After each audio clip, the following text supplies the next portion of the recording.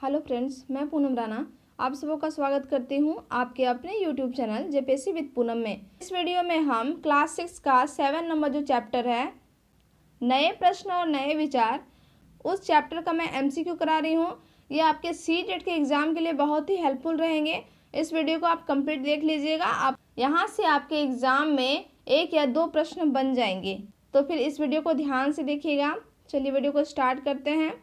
इसमें पहला क्वेश्चन है, निम्न में से कौन सा कथन जैन सिद्धांत के अनुरूप है? पहला है अहिंसा का पालन करना चाहिए। दूसरा है किसी जीव को ना तो कष्ट देना चाहिए और ना ही उसकी हत्या करनी चाहिए। दोनों कथन में से कौन सा सही है? तो इसका आंसर क्या हो जाएगा? ऑप्शन सी 1 और 2 दोनों कथन सही है। जैन शब्द जो है जिन से निकला हुआ शब्द है, और जिन का मतलब क्या होता है? जिन का मतलब होता है विजेता। और मैं अगर जैन धर्म के बारे में बात करूं तो जैन धर्म के संस्थापक थे ऋषभदेव, और जो महावीर हैं भगवान महावीर, वो जैन धर्म के 24वें तीर्थंकर हैं। इनका जन्म 540 ईसा पूर्व में हुआ था। कहाँ पर? वैशाली के कुंडग्राम में 540 ईसा पूर्व में। ठीक है। और वैशाली किसकी राजधानी थी? वैशाली राजधानी थी वज्जी की। ठीक है, जो 16 महाजनपद के अंतर्गत आता है।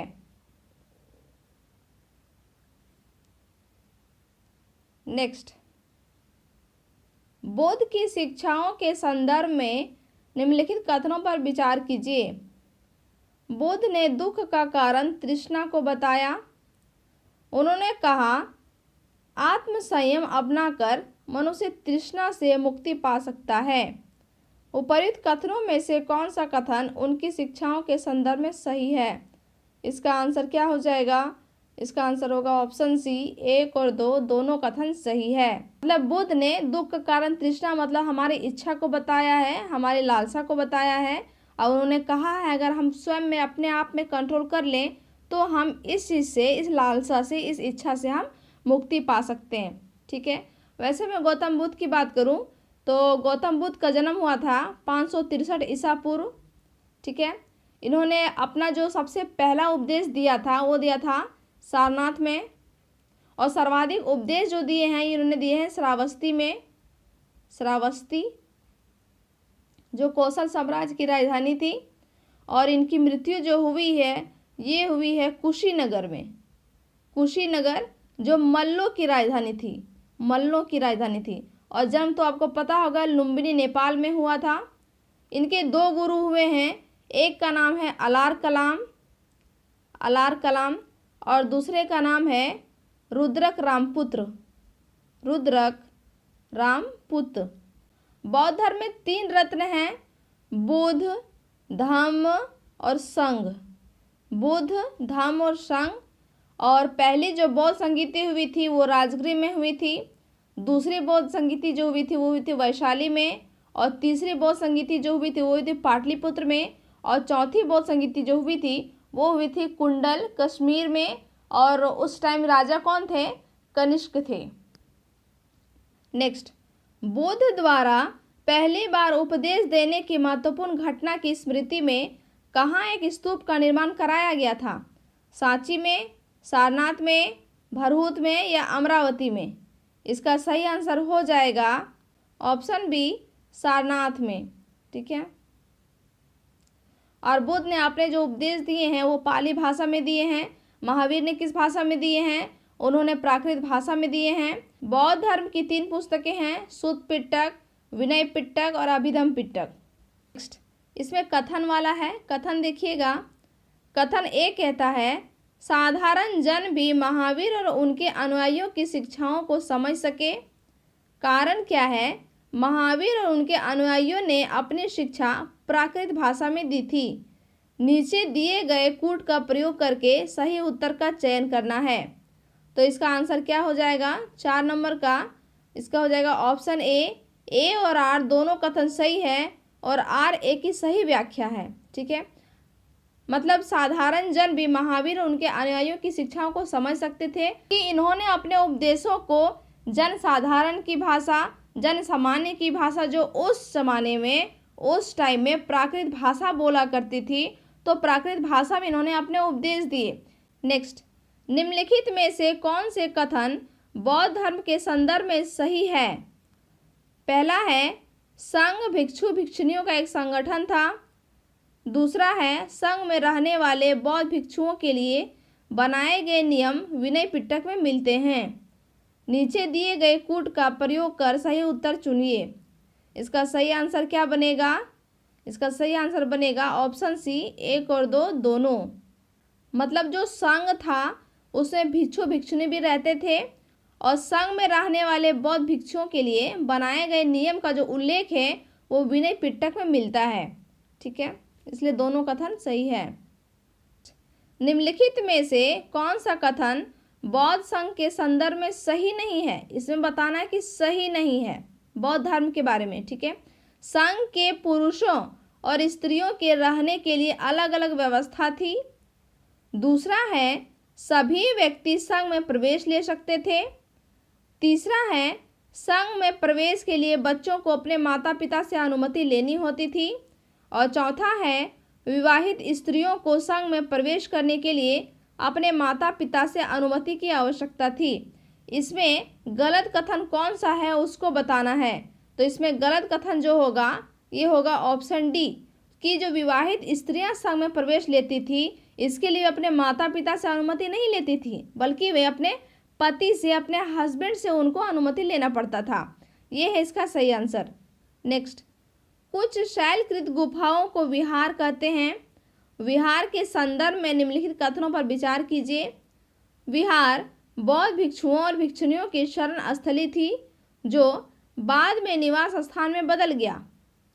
दूसरा है प्रायः किसी धनी व्यापारी, राजा अथवा भूस्वामी द्वारा दान में दी गई भूमि पर विहार का निर्माण होता था। उपरोक्त कथनों में से कौन सा कथन सही है?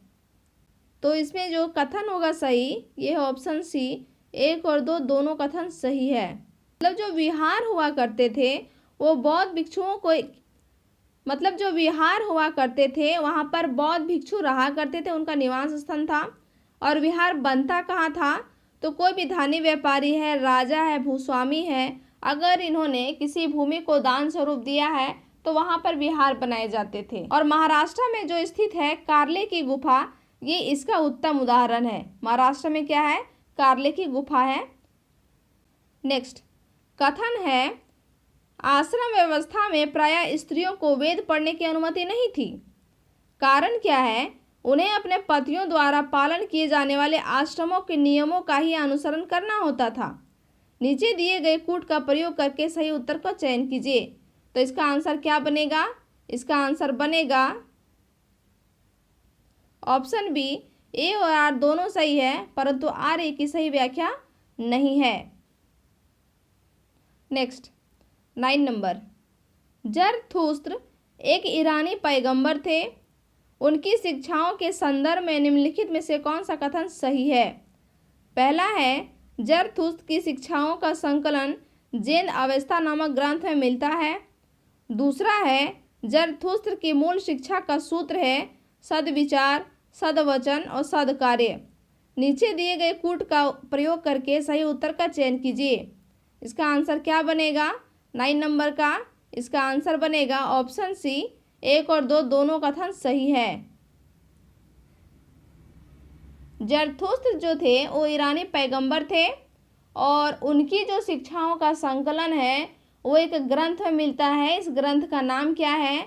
इस ग्रंथ का नाम है जैन अवेस्ता। ठीक है, 1000 से अधिक साल तक जरथुस्त्रवाद जो है ईरान का एक प्रमुख धर्म रह चुका था। बाद में कुछ जरथुस्त्रवादी जो हैं ईरान से आकर गुजरात और महाराष्ट्र के तटीय नगरों में बस गए और वहीं रहने लगे और उन्हीं लोगों के वंशज को आज हम पारसी के नाम से जानते हैं। ठीक है, इसलिए आज क्वेश्चन पूछा जाता है कि पारसियों के प्रमुख ग्रंथ का नाम क्या है? तो जैन अवेस्ता है। ठीक, 10 नंबर, जिस समय बुद्ध उपदेश दे रहे थे उसी समय या उससे भी थोड़ा पहले दूसरे अन्य चिंतक भी कठिन प्रश्नों का उत्तर ढूंढने का प्रयास कर रहे थे। ये चिंतक उपनिषदों से संबंधित थे। इन उपनिषदों के संदर्भ में निम्नलिखित कथनों पर विचार कीजिए। पहला है उपनिषद उत्तर वैदिक काल का हिस्सा थे। दूसरा है उपनिषद का मतलब है गुरु के समीप बैठना। और तीसरा है इन ग्रंथों में अध्यापकों और विद्यार्थियों में बातचीत का संकलन किया गया है। आपको बताना है कि उपनिषद के संदर्भ में कौन सा कथन सही है। तो इसका आंसर क्या हो जाएगा? इसका आंसर हो जाएगा ऑप्शन डी, 1, 2, 3 तीनों कथन सही है। एक बार देख लेते हैं कथन क्या है। तो उपनिषद जो थे उत्तर वैदिक काल का हिस्सा थे। उपनिषद का मतलब होता है गुरु के समीप बैठना। और उपनिषद ग्रंथों में प्रायः अध्यापक और विद्यार्थियों के बीच जो बातचीत हुआ करते थे, जो पढ़ाई की बातें हुआ करती थी, इनके बारे में संकलन है। ठीक है, नेक्स्ट, उपनिषदों में संकलित वार्तालापों चर्चाओं के संदर्भ में निम्नलिखित कथनों में से कौन सा कथन सही नहीं है? पहला है इन चर्चाओं में भाग लेने वाले अधिकांश पुरुष ब्राह्मण तथा राजा होते थे। इनमें कभी कभी गार्गी जैसी स्त्री विचारकों का भी उल्लेख मिलता है। तीसरा है विद्वता के लिए प्रसिद्ध गार्गी राज दरबारों में होने वाले वाद विवाद में भाग लिया करती थी। और चौथा है निर्धन व्यक्ति भी इस तरह के वाद विवाद में बढ़ चढ़ कर हिस्सा लेते थे। इसमें वो कथन बताना है जो सही नहीं है। तो इसका आंसर बनेगा ऑप्शन डी, निर्धन व्यक्ति भी इस तरह के वाद विवाद में बढ़ चढ़कर हिस्सा लेते थे। ठीक है, वे बढ़ चढ़कर हमेशा हिस्सा नहीं लेते थे, जबकि कभी कभी निर्धन व्यक्ति हिस्सा ले लिया करते थे, ये सही है, लेकिन हमेशा हिस्सा नहीं लिया करते थे। ठीक है, बाकी कथन सारा सही है कि इन चर्चाओं में भाग लेने वाले अधिकांश पुरुष ब्राह्मण और राजा ही होते थे, बिल्कुल सही। इनमें कभी कभी गार्गी जैसी स्त्री विचारकों का भी उल्लेख मिलता है, बिल्कुल सही है। विद्वता के लिए प्रसिद्ध गार्गी राज दरबारों में होने वाले वाद विवाद में भी भाग लिया करती थी, ये भी सही है। गलत ऑप्शन क्या बनेगा इसका? डी। नेक्स्ट, निम्नलिखित कथनों में से कौन सा कथन सही नहीं है? पहला है जैन धर्म का समर्थन मुख्यतः व्यापारियों द्वारा किया गया। दूसरा है किसानों के लिए जैन धर्म के नियमों का पालन अत्यंत कठिन था, क्योंकि फसल की रक्षा के लिए उन्हें कीड़े मकोड़ों को मारना पड़ता था। ये क्वेश्चन पूछा हुआ है फ्रेंड्स, इसको आप ध्यान में रखिएगा। बाद की सदियों में उत्तर भारत के साथ साथ जैन धर्म का विस्तार गुजरात, तमिलनाडु और कर्नाटक में भी हुआ।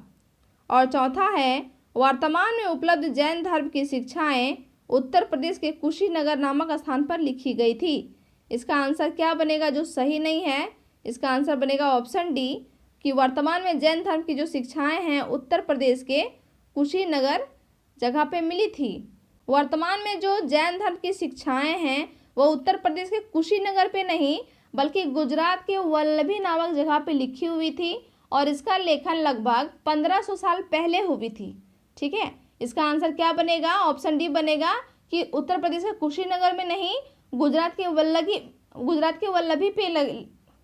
वल्लभी नामक जगह पे लिखी हुई थी। जैन संगीति जो है 2 जैन संगीतियाँ हुई थी। इसमें पहली जैन संगीति पाटलिपुत्र में हुई थी, इसके अध्यक्ष थे स्थूलभद्र। और दूसरी जैन संगीति जो है वही वल्लभी गुजरात में हुई थी और इसके जो अध्यक्ष थे वो थे क्षमाश्रवण। जैन नाम से जाने गए महावीर अनुयायियों के संदर्भ में निम्नलिखित कथनों पर विचार करना है। उन्हें भोजन के लिए भिक्षा मांगकर सादा जीवन बिताना होता था। दूसरा है उन्हें पूरी तरह ईमानदारी से रहने तथा चोरी ना करने की सख्त हिदायत थी। तीसरा है उन्हें ब्रह्मचार्य का पालन करना होता था। पुरुषों को वस्त्रों सहित सब कुछ त्याग देना पड़ता था। उपरोक्त कथनों में से कौन सा कथन सही है?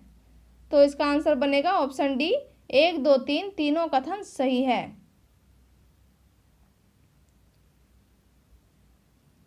मतलब जो जैन धर्म अपनाते थे उनको हमेशा भिक्षा मांगकर सादा जीवन बिताना होता था और पूरा ईमानदारी से रहना होता था, चोरी नहीं करना होता था और उनको ब्रह्मचार्य का पालन करना पड़ता था और पुरुषों को वस्त्रों सहित सब कुछ त्याग देना पड़ता था। तीनों कथन बिल्कुल सही हैं।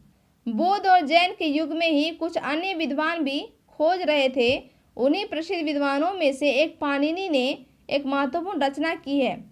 संस्कृत की भाषा की ये रचना किससे संबंधित है? ये संबंधित है ऑप्शन डी, व्याकरण से। ठीक है, पाणिनि ने संस्कृत व्याकरण की रचना की है और इस रचना का क्या नाम है? इसका नाम है अष्टाध्यायी। अष्टाध्यायी जो संस्कृत व्याकरण है, ठीक है।